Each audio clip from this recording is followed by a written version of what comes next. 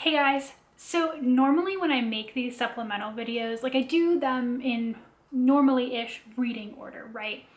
And so when I went to write down the 5 titles for this episode, I was like, oh my goodness, the quality of titles in this episode, the quality of titles that I read back to back, I am not sure that this has been repeated in like almost any other episode unless I engineered it for some reason, right?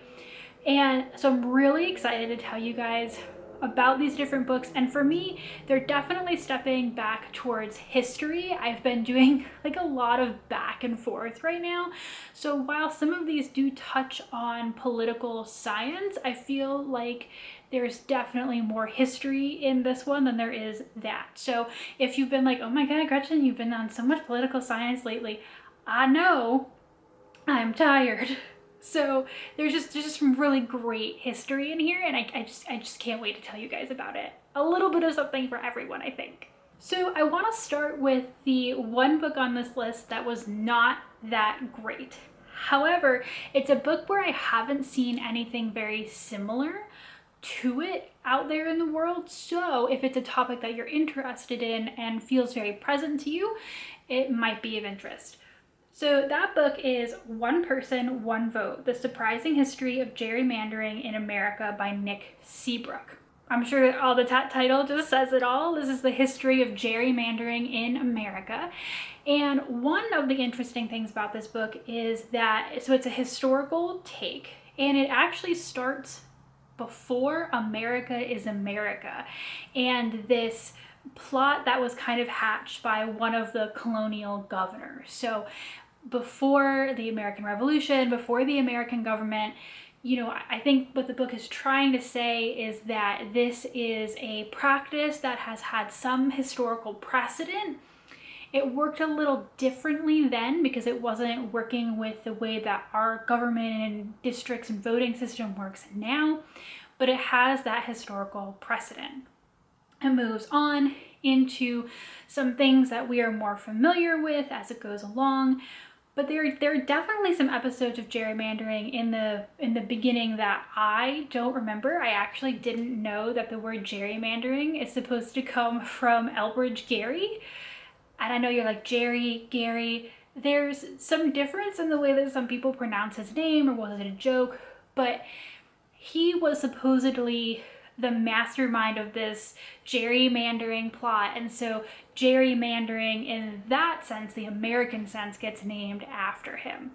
This is in the time like right after really the American Revolution. So I did find this book to be very dense. I listened to it on audio, and so what it is every chapter is an incident of gerrymandering that is explained, the historical context, what led to it, the major players. And I think what happens is that, especially on audio, these things are always complex issues, right?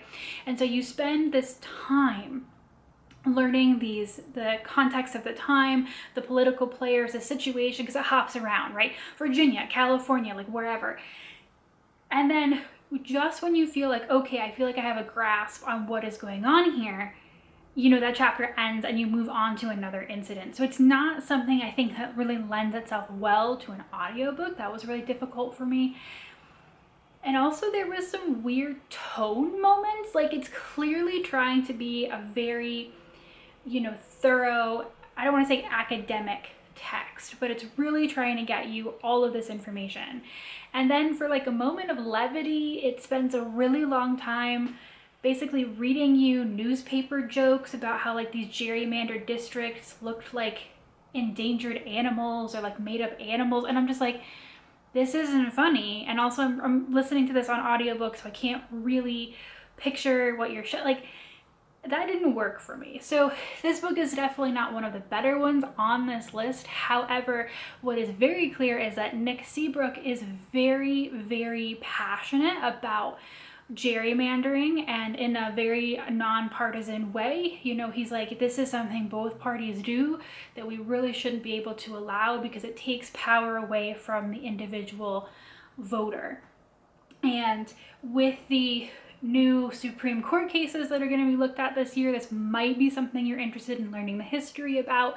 So if that's the case, you can read it. I would just warn you that it's pretty dense. So now I want to talk about something that I actually have in its physical copy, which is really exciting because I want to actually show you stuff in this. So this is Lies Across America, What Our Historic Sites Got Wrong by James Loewen. And if the layout looks familiar, the name is familiar, it's because I have also read and reviewed recently Lies My Teacher Told Me, which is the book that he is most famous for, looking at textbooks, American history textbooks. And this is a very different reading experience. But if you are interested in how we tell history in places, especially with the whole debate over statues and all of this other like historical marker stuff that we've had in the last couple of years in this country, this is really interesting because James Loewen wrote this book originally in about 1999.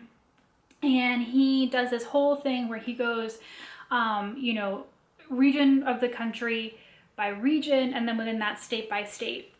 And each one, and I'm going to show you this a little bit, is like, so this says the South, and then there's a little entry here. But these aren't like chapters, right? And there's sometimes some images, but, they're all little entries about these historic places that he chooses to cover. So it's not a narrative text. You could just read the ones for California if you felt so inclined. But anyway, he writes this originally in 1999, and obviously in the last couple of years, there's been a lot of talk about statues and historical monuments and all that kind of stuff. And so he did a 20th anniversary edition in 2019. And what he did was he revisited all of the sites that he mentioned in the original one, and he updates them because in that 20-year period, before everything that happened or after, some of these sites have changed the way that they are portraying this history, and some of them haven't. And so on the one hand, it's interesting just on the face of it to learn more about how historical markers and sites and all that stuff work in different areas of the country. But then it's really interesting to see how some of these things have changed, or if they've changed, or why they've changed. And so I really thought that was super cool, like a 20-year cultural artifact almost of these different areas and regions in the country. Again, this is not going to be a narrative book. You can read it in small sections. You could read it out of order if you wanted to. I did read it front to back. There are some essays in the beginning and at the end talking in general about the practice of historical monuments, or why he selected the original sites that he selected, all that kind of stuff. So I really liked this. I thought it was really interesting. And if you are interested in how place holds history and how a marker oftentimes is more a mark of the day that it was erected rather than the historical moment it's meant to solidify, it's just really interesting. And I'm so glad I had this in physical form because, like I said, there are pictures too. So recommend you read it that way if you can. So now I want to tell you guys about the absolute 5-star read that is How to Hide an Empire, A History of the Greater United States by Daniel Imawar. There are some people who get really frustrated when the US gets called an empire, that was like not a thing that we were supposed to be, etc. Daniel Imawar's point is that, take for example when Teddy Roosevelt was president in the 1900s, and we really went on this, we acquired the Philippines around the time of Teddy Roosevelt, who was a very, very pro-American empire. We start hearing the word America more to encompass more and more of this land that we occupy across the globe that isn't the contiguous United States of America. So you can argue with that term if you want. I still think you should read this book. This is incredible. And it caused me to have a little bit of a breakdown. And I'll tell you why. One of the first stories that it tells you is the story of bird guano. And I had this argument, they were like, isn't guano bat poop? and not bird poop. And I was like, listen, it's bird guano in this book, just bird guano. So at the time, the United States needed bird guano. Like, I kid you not, in one of his State of the Union addresses, Millard Fillmore says that bird guano is one of the most important commodities in the United States. And the reason is that before fertilizer, bird guano, and specifically I think one from Chile, bird guano for some reason, was one of the best things to use to re-fertilize crop fields. And so it was really, really necessary. But because of that, the people, mostly the British, who had the trade routes kind of snapped up on that, were charging really high prices for it. So because we really, really needed bird guano, Franklin Pierce signs this order that says that anyone who is an American can go out to an uninhabited island in the Pacific, the Atlantic Oceans, wherever, and they can plop an American flag on it and say, this is American soil, because they want the bird guano. And I thought that this was an absolutely wild story. I was like, what is even happening here? And why are you telling me about this? In the beginning of this book, the stories were really, really wild and kind of seemed very small. Like, for example, there's an entire chapter after World War II about how we have 1/8 versus 1/6 screw threads on our screws across the globe. None of this sounds like it connects, but this book is a beautiful masterpiece of starting with these really small stories, like these uninhabited bird guano islands that we annexed, and how that behavior and that act leads in a wider and wider circle to the incredible influence, particularly after World War II, that the United States goes on to wield across the world. Like, when we annex country with people on it, the precedent for that was that bird guano law that Franklin Pierce signed. And during World War II, when we needed to have radio towers or outposts to get our planes and our ships globally around the world, it was the bird guano islands that we still had that we went back to. There's actually a story of the US trying to annex an island that we had apparently already annexed several hundred years earlier. And so these stories just keep building and building. And the way that Daniel Immerwahr puts it together is really masterful, and these tiny stories that you don't think that should come back to each other all build into the same idea. And it makes you look at these really small things like screw threads in a much more global context, and how we came to decide what stop signs look like or how to do international standards, particularly after World War II. So I learned so many stories from this book, little things that really had big impacts, and I can't recommend it enough. Just on the writing level, the way that the chapters, you originally don't really get where it's going, and then they just, like, it all comes back in the end, and that alone is just a masterful bit of writing, besides being really engaging and really interesting. So there's a lot of historical stuff in there I didn't know, and it was a great reading experience, so I really recommend it. I don't want to spend too long on this one, but I waited 5 whole months from my library for the audiobook of Watergate A New History by Garrett Graff, and I really wasn't sure if that wait was going to be worth it, because I have read basically every book on Watergate I can get my hands on. I've watched the documentaries. I find the entire situation, the people involved in it, just psychologically fascinating. And so when this new book came out, I was like, oh, it's over 500 pages. It's a really long audiobook. Like, is it really going to be worth my time? And if you've seen this book and you're wondering if it's worth your time, it is. And I say that as someone who thought they knew, or basically knew, everything there is to know.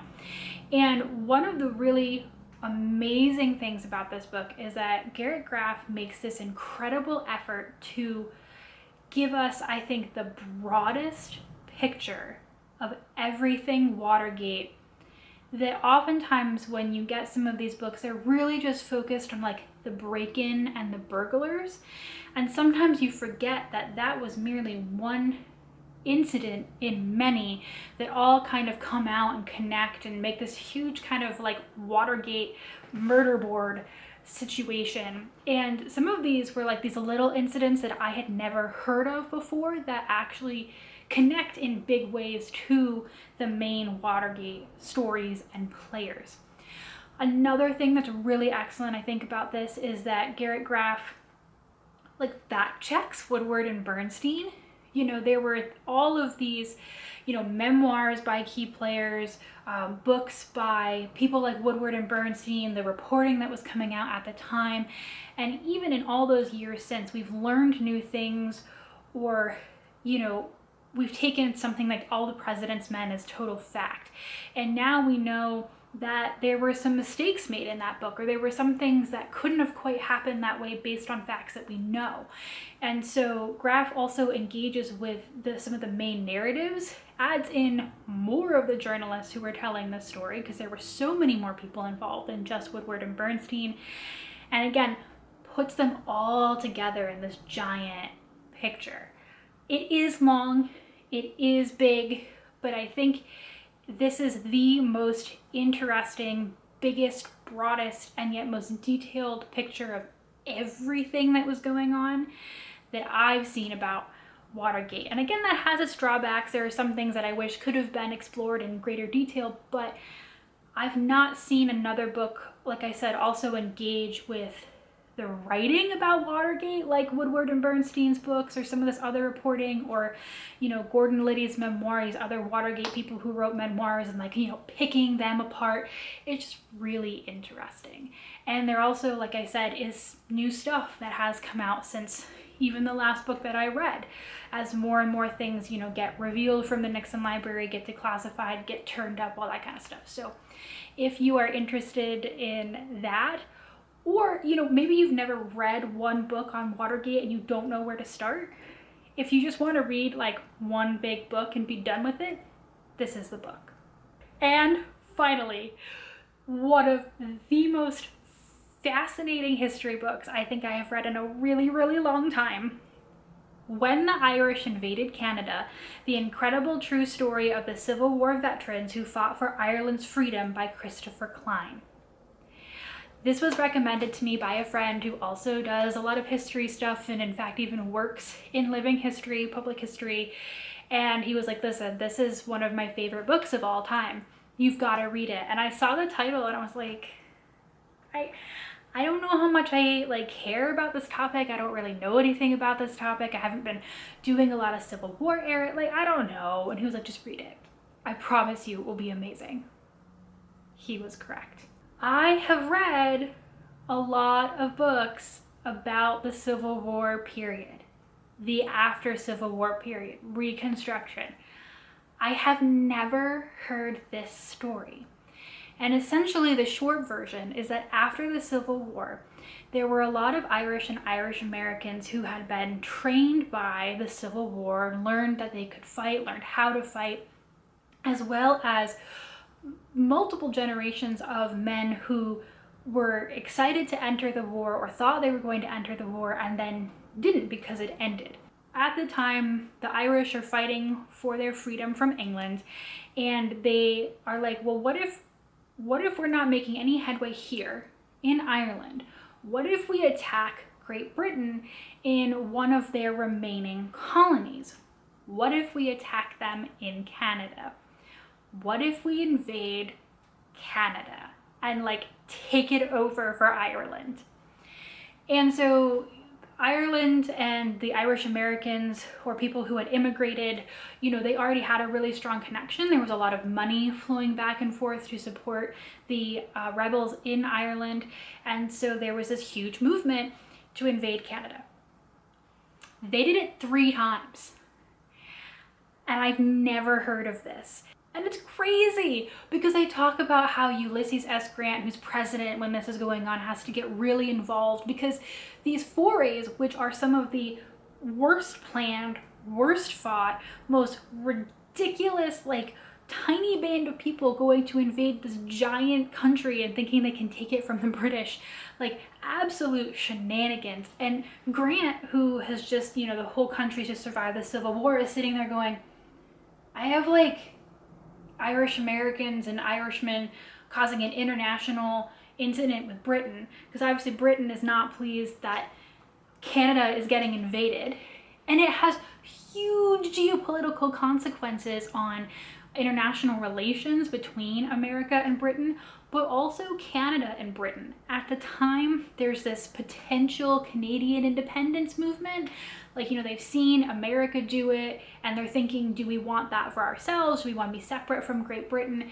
And because they keep getting invaded by the Irish, they're like, actually, you know what? Really okay with all of these British regulars still here to protect us from these Irish people that, I mean, they keep just coming across the border. There were 2 invasions. They used the exact same battle plan. They went from the exact same place, invaded the exact same, I mean, it's a wild story. There are so many shenanigans. It happens actually near the place where I grew up, and I've never heard about this. And it has huge geopolitical consequences for something that is described as like a cute caper at some point in the book. I don't think by, you know, the author, but you know what I'm saying. This is such a good example of this moment in history that is considered very small, but in the grand scheme of things has this ripple effect that we can still see in the world today. And I highly recommend it. It was very entertaining. I'm so glad that my friend pushed me into reading it, because I've been telling everybody about this book. It's just been really fun to talk about. Luckily for all of you, I am done with my 5 books for today. You know, got a little bit of, you know, Irish American history, got a little bit of, you know, gerrymandering, Watergate, historical public history, geopolitics. I think there's something for everybody in here, but I was just really impressed that I managed to read like so many of these books back to back to back. It was a really good spread for me of just like really good books, which has not happened since then. So I'm sure I will be back at a later date to tell you guys about what I've been reading recently, and that'll be a video. But I'll see you guys then. Bye.